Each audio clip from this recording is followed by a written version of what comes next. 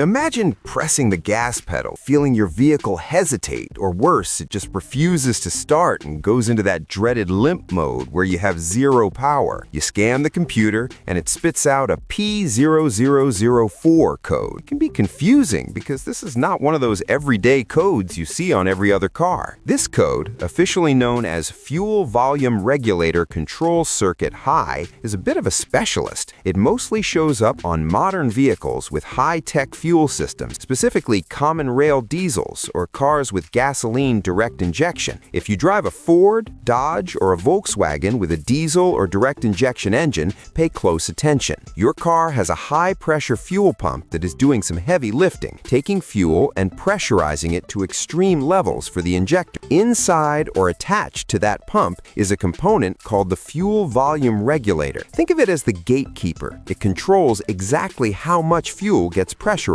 When you see this code, your car's computer, the PCM, is telling you that the electrical signal coming from this regulator is higher than it should be. It is an electrical shout for help. The symptoms are pretty annoying. Aside from the check engine light staring at you, you might experience a no-start condition or a severe lack of power. Now, before you go buying an expensive new fuel pump, you need to do some detective work. First, check for technical service bulletins for your specific year and model. Sometimes manufacturers release a software update that fixes this ghost code. If there are no bulletins, pop the hood and find that high-pressure pump. You need to inspect the wiring harness going to the volume regulator. We're looking for the obvious stuff first, like broken wires, melted insulation, or corrosion in the connector. Since this is a circuit high code, we're often looking for a short to power or a bad ground. The regulator is usually a two-wire device. Use a multimeter to check the continuity. Be very careful. Do not apply battery voltage directly to these wires to test them, because you can easily fry the solenoid or your engine computer. If the wiring looks good, the solenoid on the pump itself might have failed internally. However, since high-pressure fuel systems can be dangerous to work on due to the extreme pressure, if you're not comfortable testing the electrical resistance of the component, this might be the time to call in a professional. But often, you'll find a chafed wire causing that voltage spike reading.